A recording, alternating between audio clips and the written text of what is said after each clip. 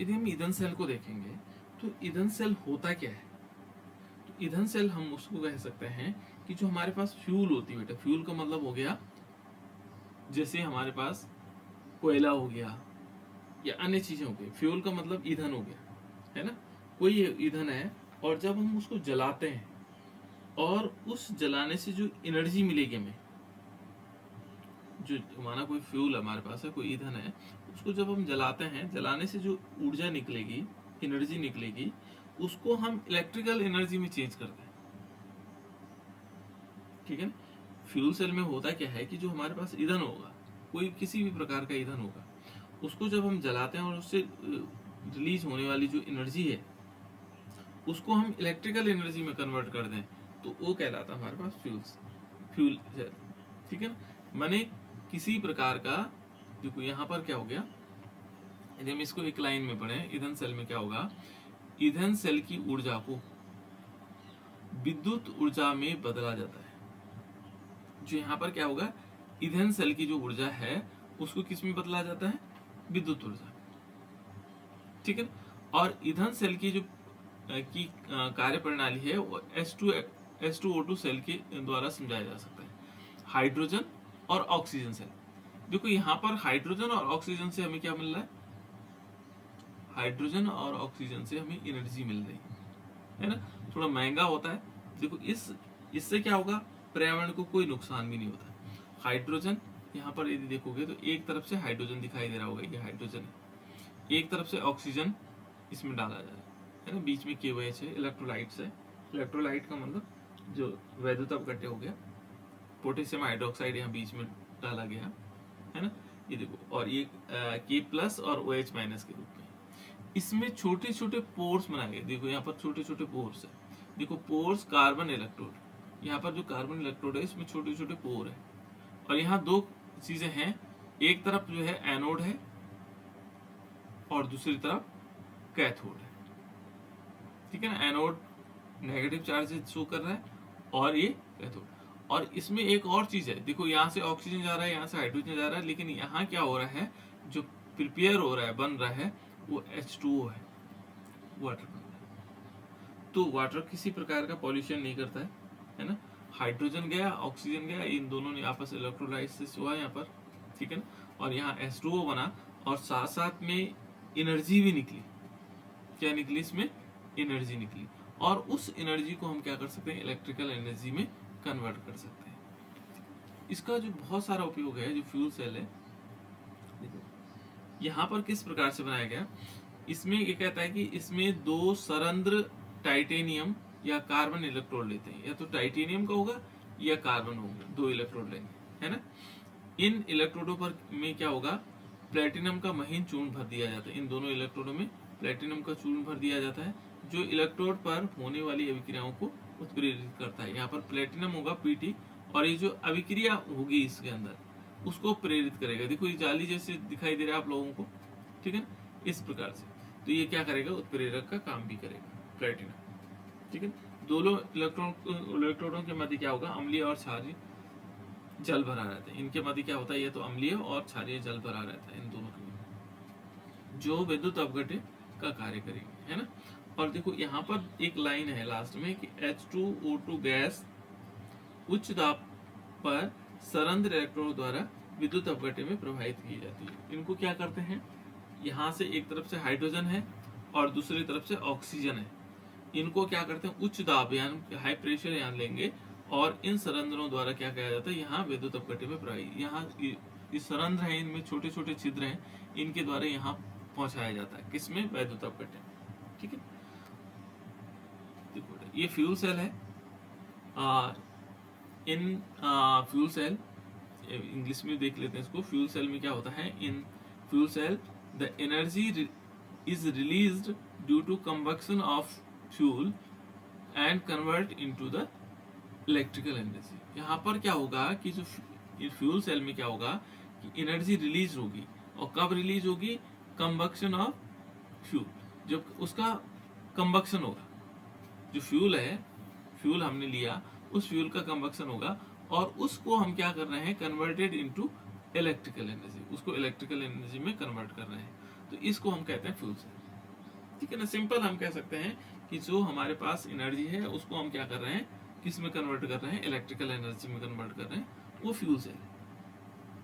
तो इस प्रकार से हो सकता है। देखो it is possible because combustion, यहाँ पर देखेंगे combustion reaction is also redox reaction, और जो कंबक्शन रिएक्शंस होती है वो रिडॉक्स रिएक्शन होती है। रिडॉक्स रिएक्शन क्या होता है बेटा, जिसमें रिडक्शन होता है और दूसरा ऑक्सीडेशन होता है, दोनों चीजें होती है, उसको हम रिडॉक्स रिएक्शन कहते हैं। रिडक्शन एंड ऑक्सीडेशन जिसमें साइमल्टेनियसली चलता रहता है, तो उसको हम रिडॉक्स रिएक्शन कहते हैं। तो यहाँ पर क्या है, ये पॉसिबल है क्योंकि इसमें रिडॉक्स रिएक्शन होता है। देखो the working of fuel cell may be explain by the taking example H2O2 fuel cell. हम H2O2 का एग्जांपल लेते हैं और इसमें क्या करना है कि देखो there are two pores electrode, two क्या है, pores electrodes of either carbon और टाइटेनियम। यहाँ टाइटेनियम भी कह सकते हैं, इसको प्लेटिनम भी ले सकते हैं, है ना। हमने पिछली वाले में प्लेटिनम कहा था, टाइटेनियम भी हो सकता है ना। ये सारे कैटालिस्ट होते हैं, ठीक है ना। यहाँ पर क्या होगा, टाइटेनियम होगा, these electrode field with platinum, sorry ये टाइटेनियम का है, लेकिन यहाँ पर हम इसको कार्बन का इलेक्ट्रोड होगा, टाइटेनियम का होगा, और इसमें फील क्या करेंगे, प्लेटिनम पाउडर करेंगे। प्लेटिनम पाउडर क्या काम करता है, वो हमेशा कैटलिस्ट का यूज होता है इसमें, है ना, ये कैटलिस्ट का काम करेगा। Which act as catalyst for chemical reaction takes place, है ना। और यहाँ पर क्या होगा, केमिकल रिएक्शन होगी, है ना, बस है। और देखो यहाँ पर एक चीज और है, जैसे पोटेशियम हाइड्रोक्साइड या सोडियम हाइड्रोक्साइड, इस सॉल्यूशन को इसमें भर दिया जाता है, यहाँ पर बीच में भर दिया जाता है ना, उन किसके बीच, टू इलेक्ट्रोडों के बीच में, विच एक्ट एज इलेक्ट्रोलाइट्स, और ये इलेक्ट्रोलाइट की तरह काम कर रहा होगा ये, ठीक। ये दोनों चीजें हमने इंग्लिश हिंदी में देख लिया, ठीक है ना। अब ये रिएक्शन देखो बेटा, इसमें रिएक्शन किस प्रकार से होगी कि जो हमारे पास कैथोड होगा, फ्यूल सेल में भी क्या होंगे, दो प्रकार की चीजें आएंगी। यहां होगा, एक तो होगा एनोड, और दूसरा क्या होगा, दूसरा होगा कैथोड, ठीक है। एनोड पर हमेशा क्या होता है, बार बार बोलते रहो, उसको याद हो जाएगा आपको। एनोड पर क्या होता है बेटा, एनोड पर क्या होता है सर, ऑक्सीडेशन। बिल्कुल, एनोड पर होता है ऑक्सीडेशन, ठीक है ना। एनोड पर क्या होगा, ऑक्सीडेशन। और यहाँ पर क्या होगा, कैथोड पे क्या होगा, रिडक्शन। ठीक है ना। ऑक्सीडेशन का मतलब ऑक्सीकरण बोलते हैं इसको हिंदी में, और इस रिडक्शन का मतलब हो गया अपचयन। ये दो चीजें होती है ना। यहाँ पर यदि देखोगे, और ये फ्यूल सेल क्या काम कर रहा होगा, क्या काम करता है बेटा फ्यूल सेल,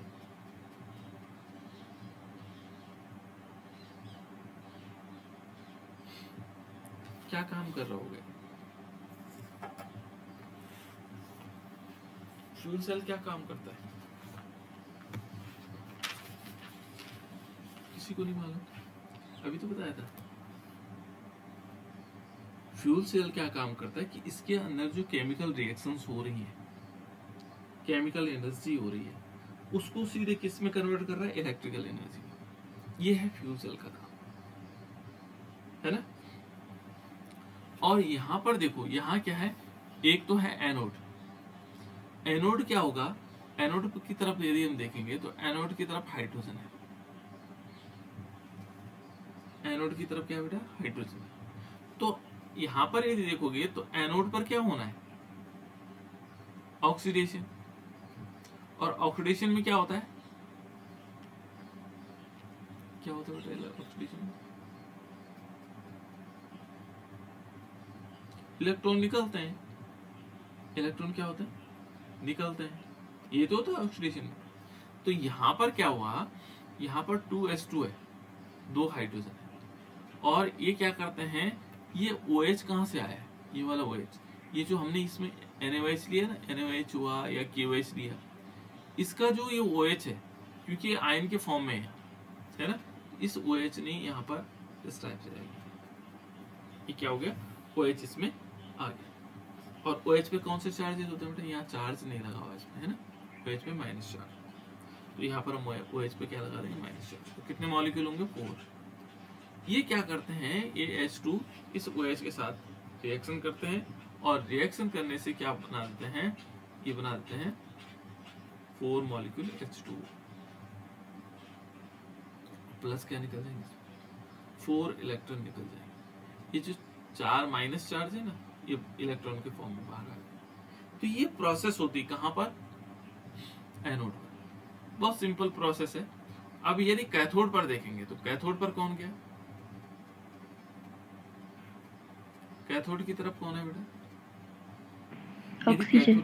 ऑक्सीजन है ना, कैथोड की तरफ ऑक्सीजन है, यहाँ देखो कैथोड की तरफ ऑक्सीजन। यहाँ पर क्या होगा, जो ऑक्सीजन होगा है ना, ये गैस के फॉर्म में होगा, है ना, जैसे ऊपर हाइड्रोजन भी गैस के फॉर्म में है ना। ये क्या करेगा, ये वाटर मॉलिक्यूल के साथ रिएक्शन प्लस 2s2, और ये क्या करेगा, साथ में जो 4 इलेक्ट्रॉन इसने त्याग किया था, इन 4 इलेक्ट्रॉनों को लेकर के ये बना देगा 4 मॉलिक्यूल OH माइनस, है ना, OH माइनस बन जाएंगे। 4 मॉलिक्यूल क्या होंगे, OH माइनस बन जाएंगे। देखो दो यहाँ पर ये देखेंगे, दो 2H2O का मतलब हो गया 4H हो गया, है ना, और ऑक्सीजन 2 इसमें थे और 2 ये आ गया और 4 हो गया, तो 4OH बना दिया। ठीक है ना, ये केवल इतनी प्रोसेस कर, और इलेक्ट्रॉन को क्या कर लिया, एक्सेप्ट कर लिया। यदि हम इन दोनों रिएक्शंस को, कैथोड और एनोड पर होने वाली रिएक्शन को कंप्लीट रिएक्शन तभी तो मानते हैं, हम इन दोनों को जोड़ देते हैं, है ना। तो यहाँ पर देखो, यदि H2O देखेंगे तो 2 H2O यहाँ है और 4 H2O यहाँ है, तो यहाँ 2 ही H2O बचेंगे, इस तरफ 2 H2O बचेंगे। इलेक्ट्रॉन इधर से इधर वाले कैंसिल हो जाएंगे, है ना। 4OH यहाँ है और 4OH यहाँ कैंसिल हो जाएंगे। अब बचा क्या है, यदि हम इस रिएक्शन को देखेंगे तो यहाँ पर क्या है, 2H2 है, ऊपर वाले में देखो 2H2 ये बचा हुआ है, ये तो कट गया था, है ना। अब एरो से इधर की तरफ देखो, ये ऑक्सीजन है, यहाँ पर क्या होगा, O2 हो जाएगा, है ना। इज इक्वल टू, देखो एरो के उस तरफ देखो, एरो के उस तरफ यहाँ H2O कैंसिल, 2 बचे हुए थे, 2 कैंसिल हो गए थे, 2 H2, बाकी सारी चीजें कट गई, यहाँ पर क्या बचेगा, 2H2। तो ये क्या हो गया बेटा, ये कंप्लीट रिएक्शन है, ये सेल रिएक्शन है। इसके अंदर जो हमारे पास क्या है, यहाँ पर जो उपस्थित क्या है, इसको कह सकते हैं फ्यूल सेल है, उसके अंदर ऐसी प्रोसेस हो रही होगी। यदि यहाँ पर देख लो, यहाँ से भी आप लोगों को पता लग जाएगा। ये दोनों हमने कैथोड और एनोड पर रिएक्शंस करवाए रखी है ना। यहाँ पर दिया हुआ भी कि कैथोड पर क्या हो रहा होगा और एनोड पर क्या हो रहा होगा। ठीक है, यहाँ देखो बेटे, यहाँ पर क्या है, ये रिएक्शन इस प्रकार से है। देखो H2 2H2 ये 4OH, इस प्रकार से रिएक्शन हुई, दूसरी वाली रिएक्शन ये हुई।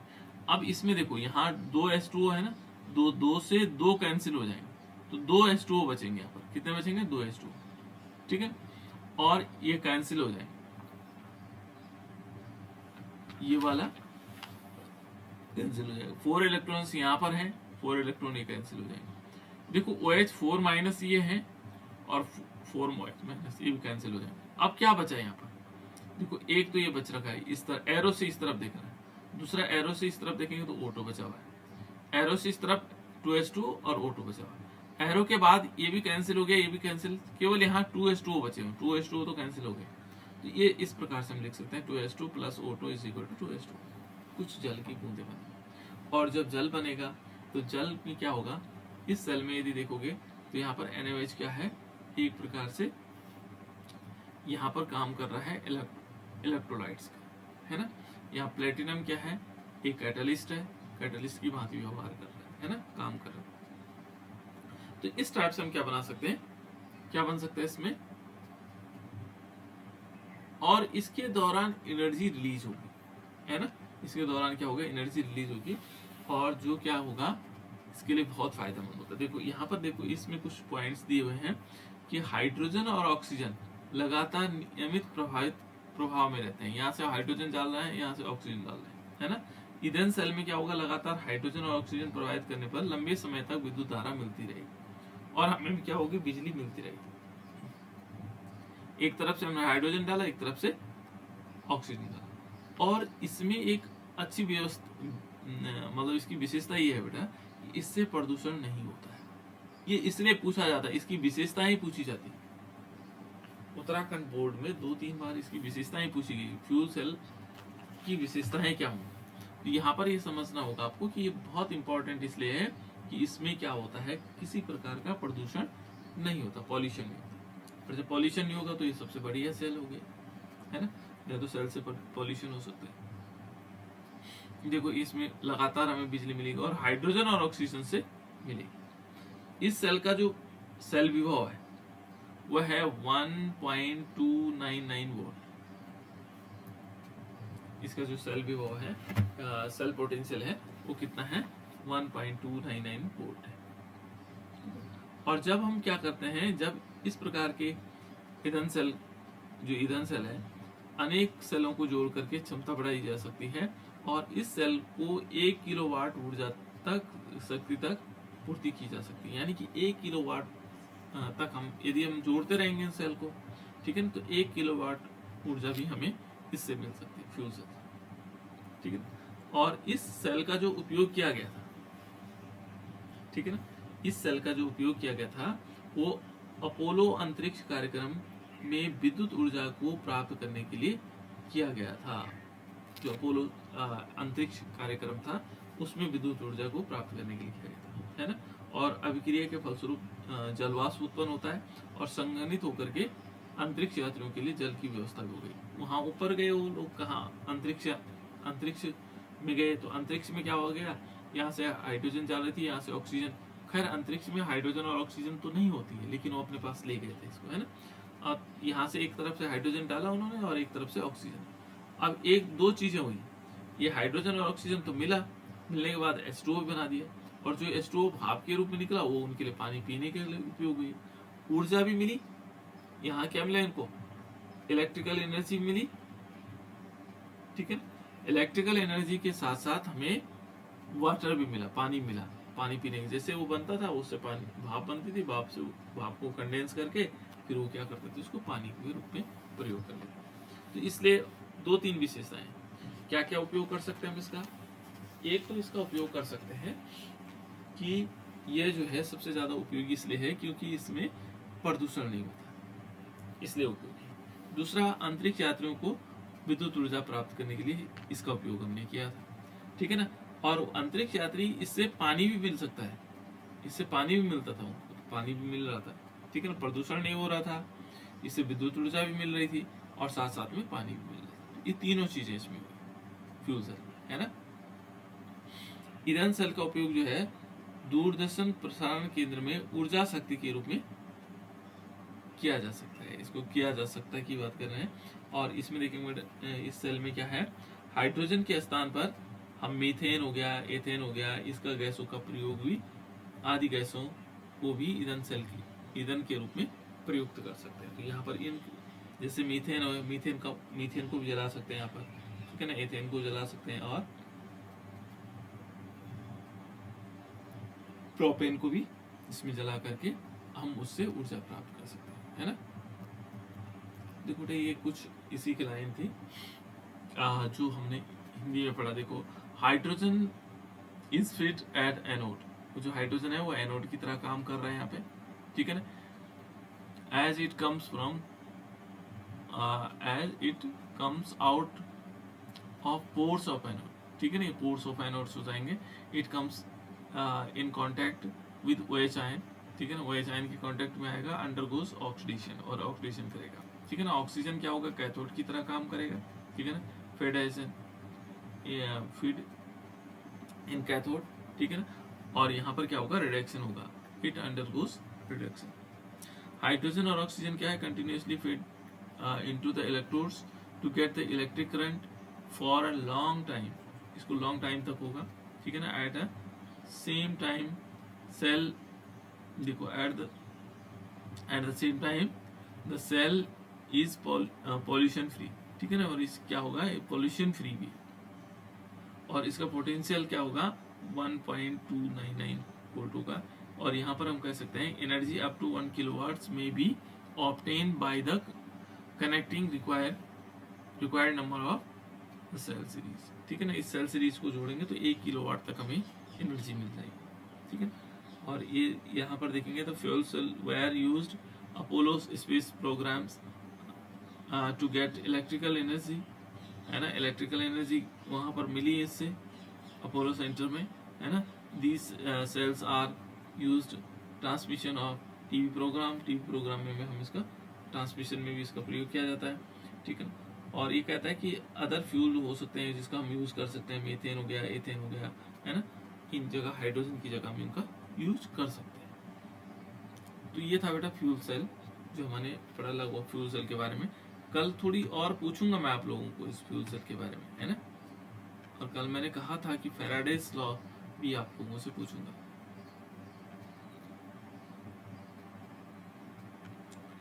आगे यदि हम देखें इसमें सेकंड पार्ट है इसका, वो है संचारण।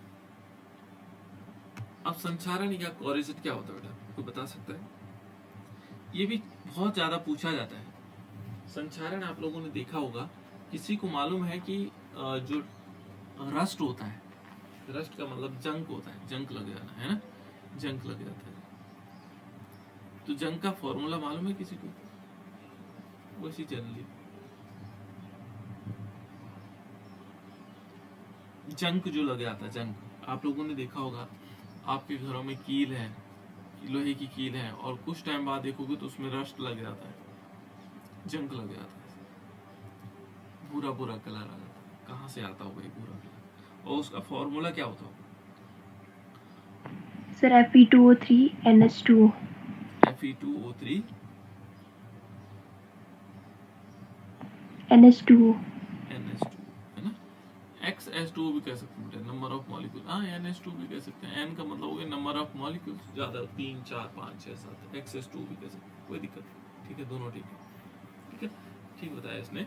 यानी कि जो Fe2O3 होता है और यहाँ पर XH2O मान लो इसको, X मानी नंबर ऑफ वो 3 4 5 है ना, या Fe2O3 और यहाँ पर NH2O भी कह सकते हैं, है ना। ये क्या है हमारे पास? जंक लग रहा है, ठीक है, गुड वर्ड, ठीक है ना। तो जंक का फॉर्मूला है, इसका मतलब आयरन किसी और के साथ रिएक्शन करता है और ये ऐसे कुछ कहानियां हो जाती है ना। अब जंक आप लोगों ने जनरली कैसे लगता होगा, जंक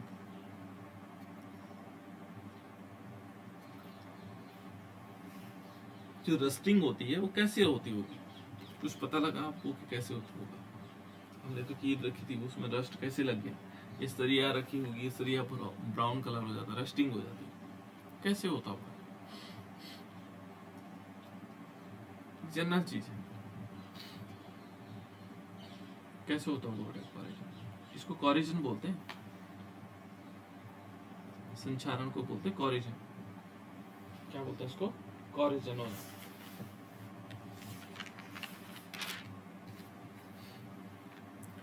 क्या बोलते हैं बेटा इसको? कोरिजन। क्या होता है कोरिजन?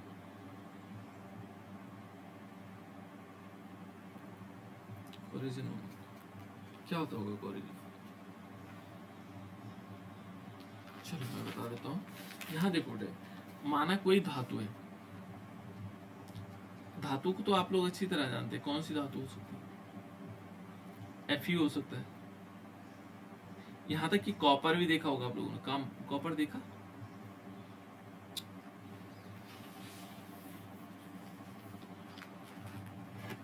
आपके घरों में कॉपर है या नहीं है, पहले मुझे बताओ।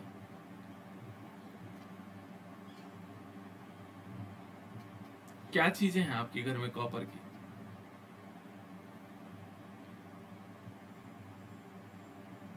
कुछ चीजें हैं बेटा कॉपर की, जो कॉपर की बनी हुई।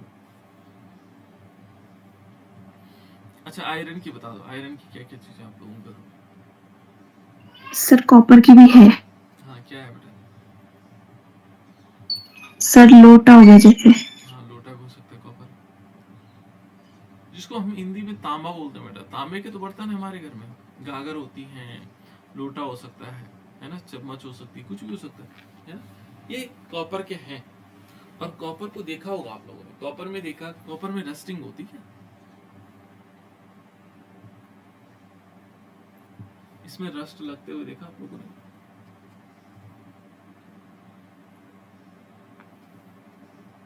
जंक लगते देखा, इसके अंदर भी होता है, कोरिजन होता है ना, आयरन के अंदर भी होता है। आप लोगों ने देखा होगा कि यदि बर्तन बढ़ते रहते हैं तो नीचे हरी हरी काई टाइप की जम जाती है, इसमें हरे रंग हो जाता है इसका, कॉपर के बर्तन का, ठीक है। तो ये रस्टिंग होती है अलग अलग। या आप लोगों ने देखा होगा जब हमने लाया था तो बिल्कुल चमकदार था कॉपर, लेकिन कुछ टाइम बाद क्या हो गया, चांदी हो गया, इसमें रस्टिंग होती है। एल्युमिनियम हो गया। तो यहाँ पर जो धातुएं हैं, धातु की बात कर रहे हैं, है ना, धातु का मतलब एक नहीं है, बहुत सारी धातुएं होती है। तो आयरन क्योंकि बहुत कॉमन होता है तो आयरन में हम देख सकते हैं उसको, है ना। तो अलग अलग टाइप के फॉर्मूले अलग अलग टाइप के होंगे रस्टिंग के, है ना।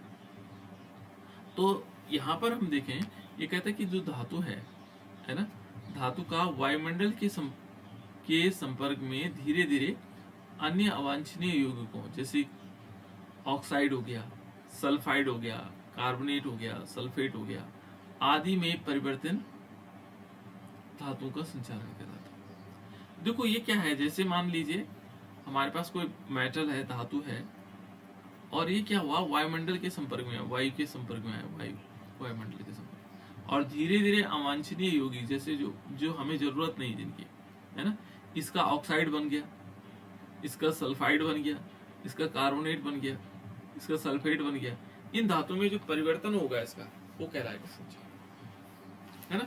तो यहाँ पर ये क्या है, द प्रोसेस deodorization, है ना, of metal by the presence of water, oxygen in atmosphere। यहाँ पर क्या होगा, ये तो हम वाटर लेंगे, वाटर की प्रेजेंस में होगा, है ना, और या ऑक्सीजन की प्रेजेंस में होगा, है ना। और किस में, जो ऑक्सीजन या वाटर या ऑक्सीजन किसकी, जो हमारे पास एटमॉस्फेयर है, एटमॉस्फेयर में जो है ये चीजें मौजूद होती है, वाटर हो गया, ऑक्सीजन हो गया, है ना, इनकी प्रेजेंस में atmosphere, to form unwanted metals, metal oxide, जो अनवांटेड मेटल ऑक्साइड है, जो हमारे लिए उपयुक्त नहीं है ना, मेटल ऑक्साइड है, हाइड्रोक्साइड है, कार्बोनेट हो गया, है ना, सल्फेट हो गया, है ना, is called corrosion of metal, और वो क्या कहलाएगा, कोरिजन ऑफ मेटल कहलाएगा। यानी कि जो हमारे पास मेटल था वो एटमॉस्फेयर के कांटेक्ट में आया, है ना, एटमॉस्फेयर के कांटेक्ट में आया, वायुमंडल के संपर्क में आया, और उसमें जो उपस्थित क्या था, वाटर थे और ऑक्सीजन था। वाटर यदि देखोगे तो एटमॉस्फेयर में क्या होता है बेटा, वाटर जो होते हैं वो बहुत छोटे छोटे मॉइस्चर के रूप में रहता है। जैसे आजकल देखोगे तो आजकल मॉइस्चर नहीं है, आजकल क्या नहीं है, मॉइस्चर नहीं है। लेकिन जैसे बारिश आती है बरसात में, तो बरसात में क्या होता है, वायुमंडल में बहुत छोटे छोटे पार्टिकल्स किसके होते हैं, पानी के रहते हैं, मौजूद रहते हैं, है ना, जिसको हम नमी कह सकते हैं, सॉरी आर्द्रता कहते हैं, क्या कहते हैं उनको, आर्द्रता, वायुमंडल में आर्द्रता कह सकते हैं उसको, है ना, जो एटमॉस्फेयर में जो क्या होगा, मॉइस्चर होगा, उस मॉइस्चर के संपर्क में आया, और साथ साथ में वायुमंडल में ऑक्सीजन तो होता ही है, उन दोनों के कांटेक्ट में आने से क्या हो गया, इसमें कोरिजन होता है, और वो क्या बना देते हैं, वो बना देते हैं या तो ऑक्साइड बना देंगे, क्या बना देंगे, ऑक्साइड बना देंगे, या हाइड्रोक्साइड बना देंगे, या कार्बोनेट बना सकते हैं, या सल्फाइड बना सकते हैं, सल्फेट बना सकते हैं, अलग अलग प्रकार के तत्व बना, ठीक है ना। तो वो जो उसमें परिवर्तन होना ही क्या कहलाता है, कोरिजन कहलाता है। ये कोरिजन, जो हमारे पास मेटल है, मेटल का मेटल ऑक्साइड में, मेटल सल्फाइड में, मेटल कार्बोनेट में, मेटल सल्फेट में जो परिवर्तन हो रहा होगा उसको हम क्या बोलेंगे, कोरिजन कहेंगे, वो कोरिजन। ये सारी चीजें जो है कन्वर्ट हो रही है किसमें, मान लीजिए हमारे पास मेटल आयरन है, आयरन ऑक्साइड बना दिया इसने, तो ये क्या हो गया, आयरन ऑक्साइड बना दिया, है ना, XH2 ले लिया, NH2 ले लिया, तो इसने क्या किया, इस आयरन ने आयरन ऑक्साइड बना दिया, तो ये कोरिजन हो गया सर, इसका कोरिजन हो गया, इसको क्या हो जाएगा, कोरिजन, संचारण हो जाएगा। और इस कोरिजन को यदि बेटा देखेंगे तो ये दो टाइप के होते हैं, ठीक है ना, किस कौन कौन से टाइप हो सकते हैं, देखो, संचारण प्रक्रिया में ऊर्जा का उत्सर्जन होता है, ये बहुत इंपॉर्टेंट लाइन है, संचारण प्रक्रिया में ऊर्जा का उत्सर्जन होता है, यानी कि इसमें क्या होगा, जहां पर कोरिजन हो रहा होगा वहां पे थोड़ा सा गर्मी आएगी, ये ध्यान रखना, ठीक है ना, एक्सोथर्मिक है, ऊर्जा का उत्सर्जन में ये जो कोरिजन इंपॉर्टेंट है बेटा, ध्यान रखना, इस लाइन को याद रखना आप लोग कि जो कोरिजन है, कोरिजन कभी कभी पूछ सकता है आप लोगों को, कोरिजन किस टाइप की प्रोसेस है, एक्सोथर्मिक है, एंडोथर्मिक है। तो ये क्या है, एक्सोथर्मिक है, इसको बोलते हैं ऊष्मा चेपी अभिक्रिया है, ठीक है ना, इसको बोलेंगे एक्सोथर्मिक, ये एक्सोथर्मिक रिएक्शन, यानी कि इसमें क्या हो रहा है, ऊर्जा निकल रही है। जैसे आप लोगों ने देखा होगा, आप लोग क्या करते हैं, चूने को पानी में भिगाते हैं, उससे क्या होता है, चूने, जब हम क्या करते हैं, चूने को पानी में भिगाते हैं, चूना देखा होगा आप लोगों ने, जब चूना लगाते हैं घरों में, तो चूने को जब पानी में भिगाया जाता है तो क्या होता है बेटा, उसमें चूना गर्म होता है कि नहीं होता, चूने का जो बर्तन होगा वो गर्म हो जाता है, आप लोग चेक कर लेना चाहिए, है ना।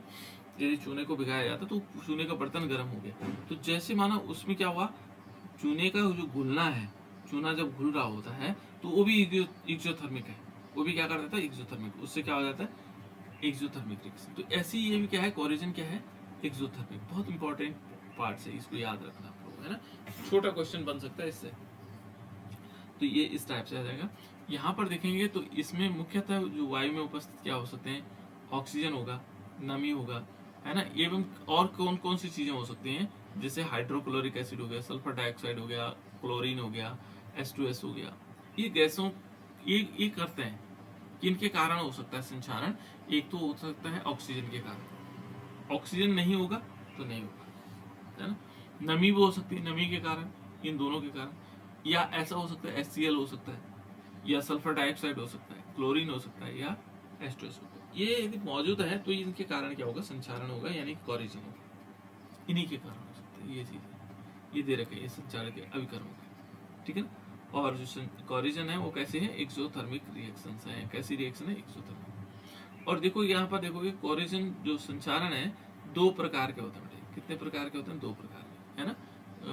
Type of corrosions mainly two types के होते हैं, एक होता है रासायनिक या शुष्क संचारण, ठीक है ना, ये ड्राई, ये शुष्क रासायनिक हो सकता है, या शुष्क संचारण कह सकते हैं, केमिकल कोरिजन्स और ड्राई कोरिजन, है ना, या इसको क्या कहते हैं, केमिकल कोरिजन भी कहा जाता है, या ड्राई कोरिजन कह सकते हैं। ड्राई कोरिजन का मतलब हो गया ये ड्राई होगा, बिल्कुल कहीं कोई इसमें मॉइस्चर वगैरह वगैरह नहीं होगा।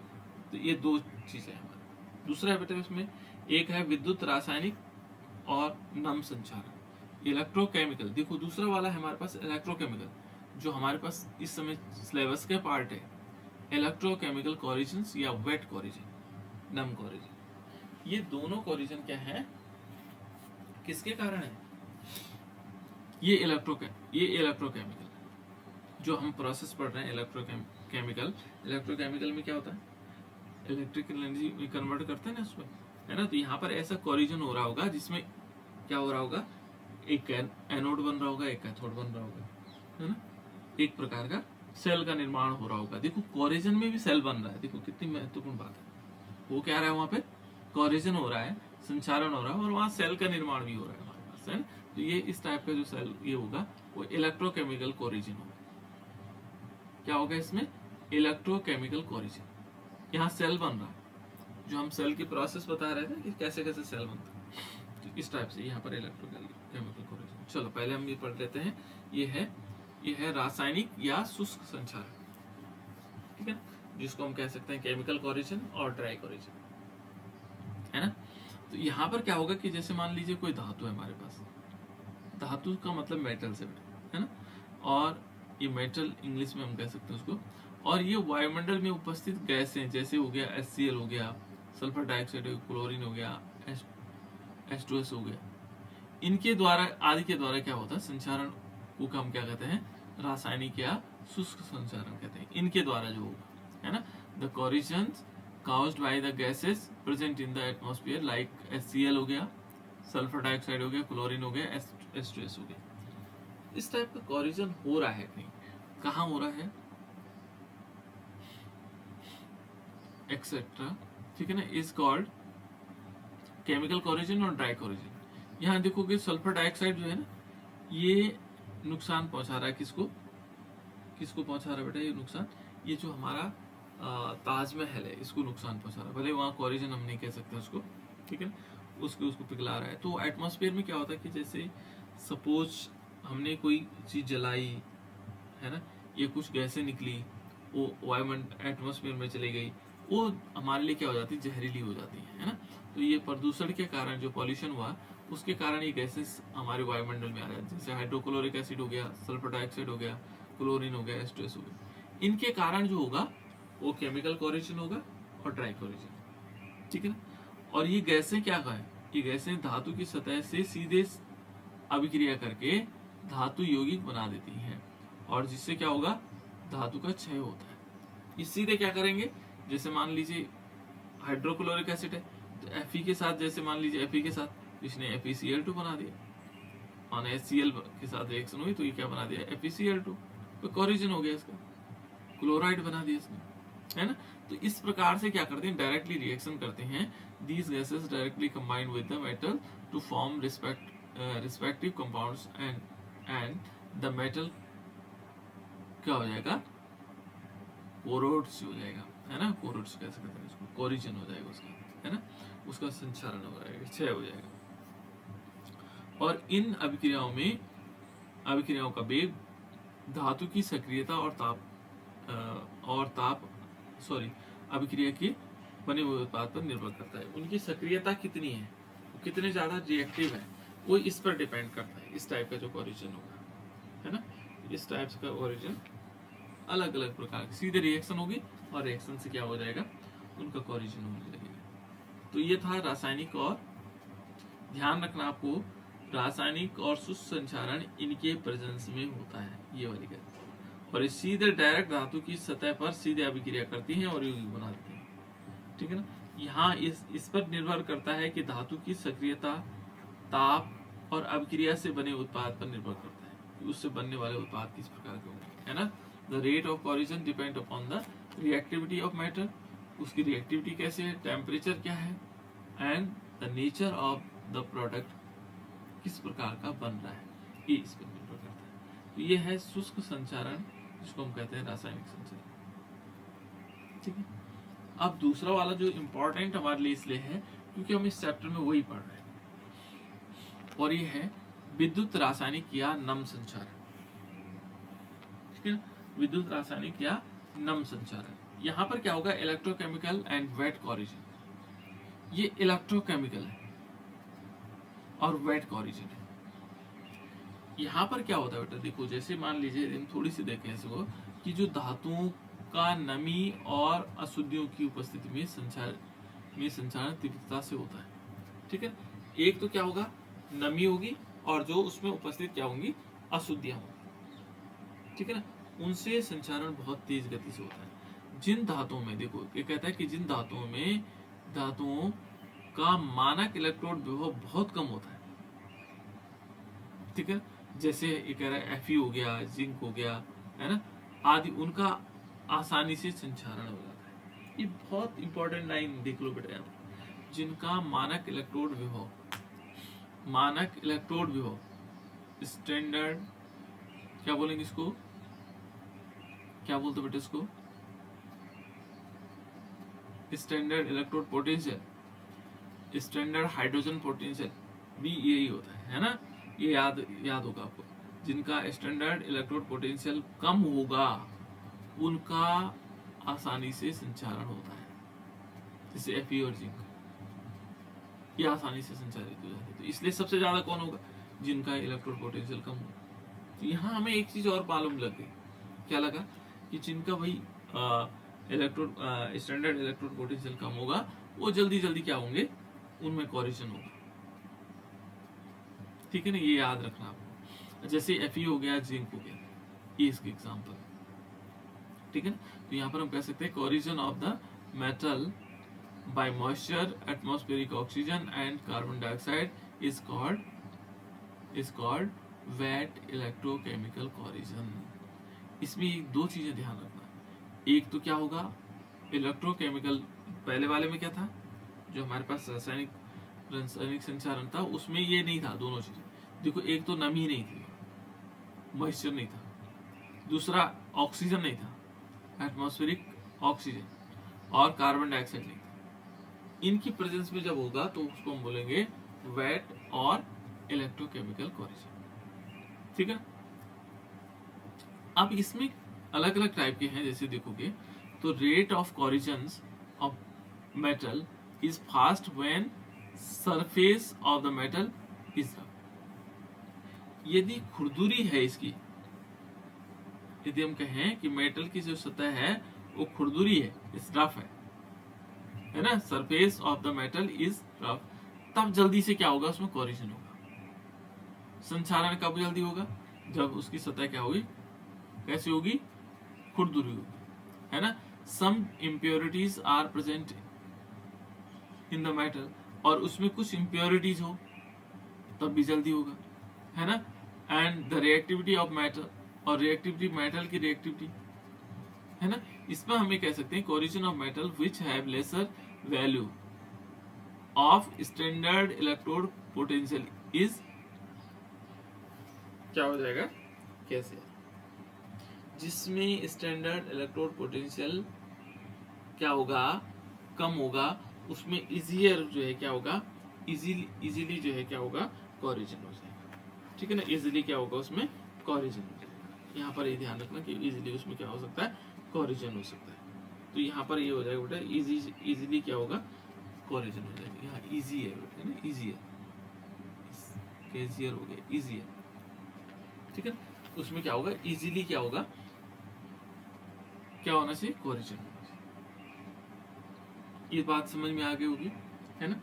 अब इसको हम ऐसे समझ सकते हैं कि कोरिजन होता कैसे होगा। ठीक है ना, पहले इसको समझ लेते हैं कैसे होगा।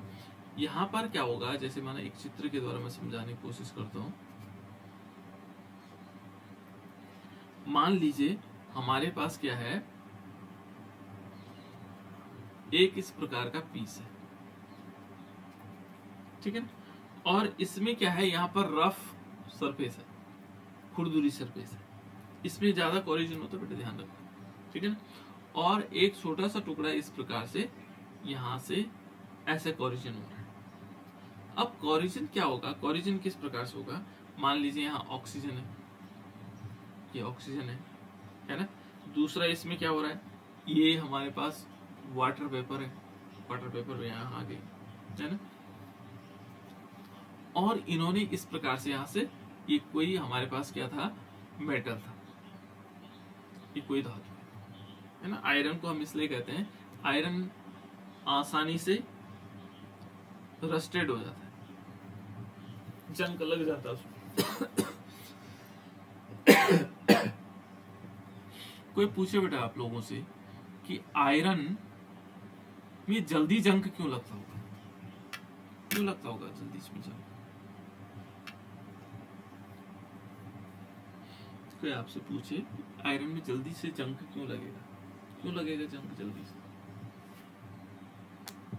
ये जल्दी इसका कोरिजन हो जाता है, ऐसा क्यों, और धातुएं तो नहीं होती इतनी जल्दी, क्या कहोगे आप तुमसे,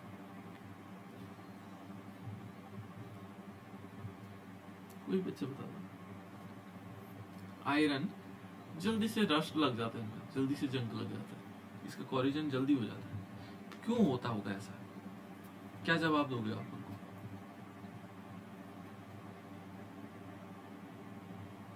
कोई बच्चा बता दो। यदि आप ध्यान से सुन रहे होंगे तो आप लोगों को पता होगा।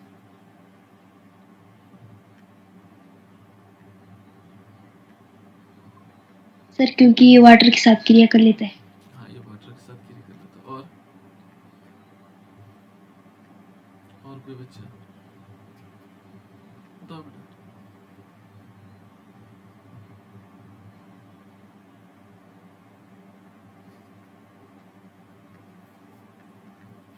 ऊपर लिखा भी है, जिन धातुओं का मानक इलेक्ट्रोड विभव बहुत कम होता है, हम कहेंगे इसका स्टैंडर्ड इलेक्ट्रोड पोटेंशियल,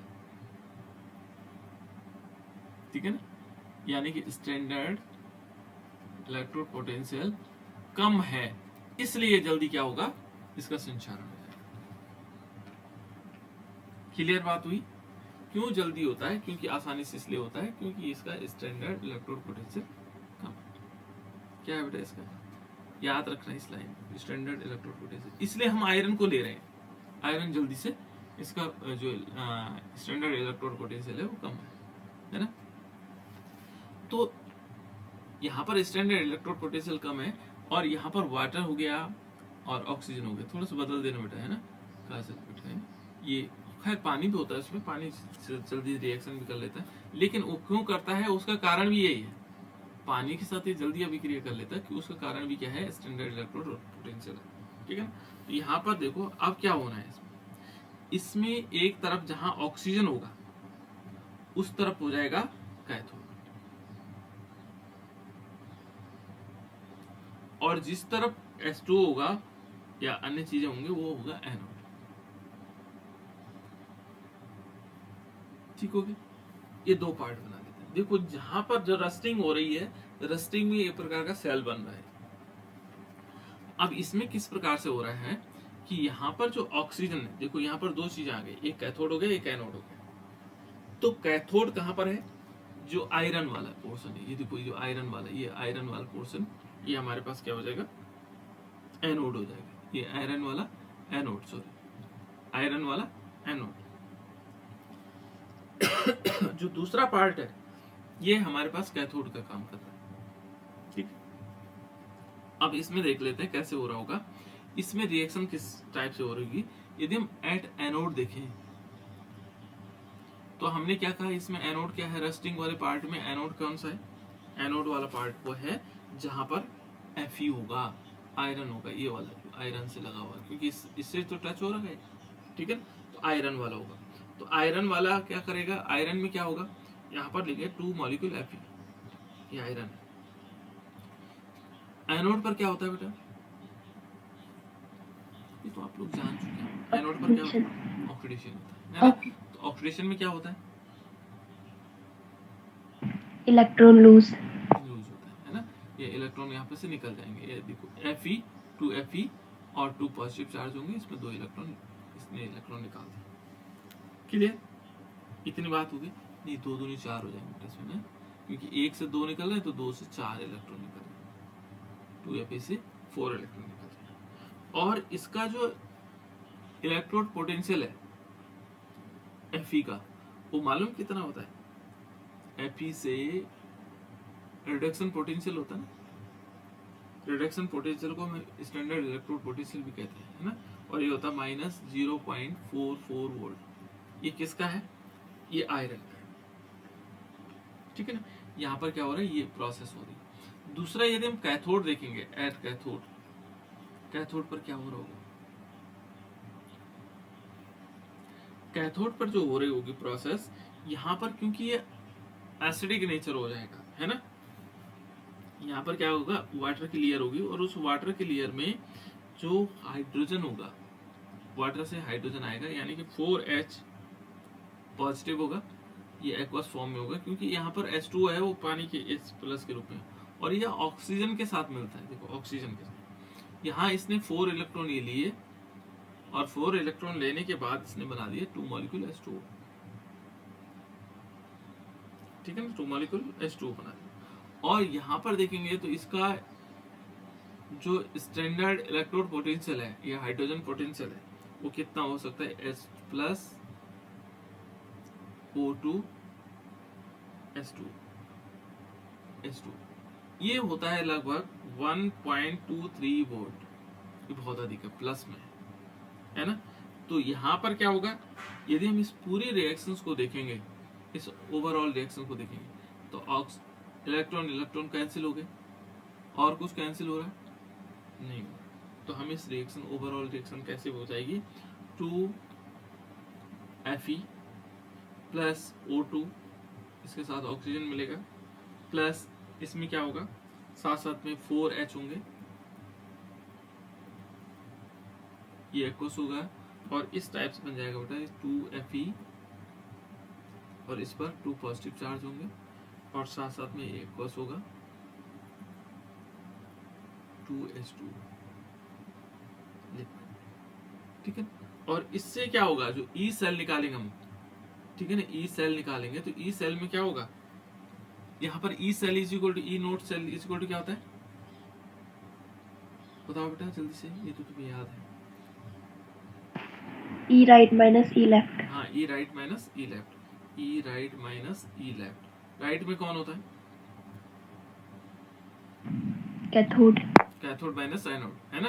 तो कैथोड माइनस एनोड, तो कैथोड पर कौन है, ये वाला, इससे ये घटाएंगे, यानी कि हमारे पास कैथोड पर कौन सा है, ये देखो 1.23 माइनस, फिर माइनस का चिन्ह आएगा और ये कितना आएगा 0.44 वोल्ट।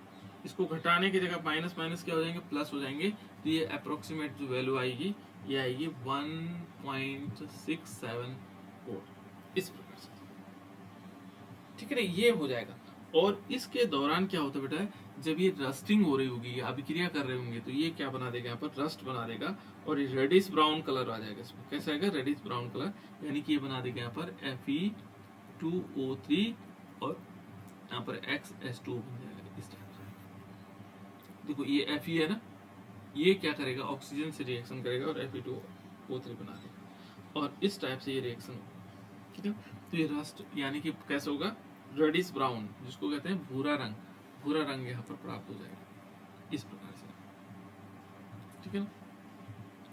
तो ये था रस्टिंग की मैकेनिज्म, किस प्रकार से रस्टिंग हो रहा होगा, है ना। ये रस्टिंग की क्रिया विधि मैंने आप लोगों को बता दी कैसे कैसे हो रहा होगा, है ना। तो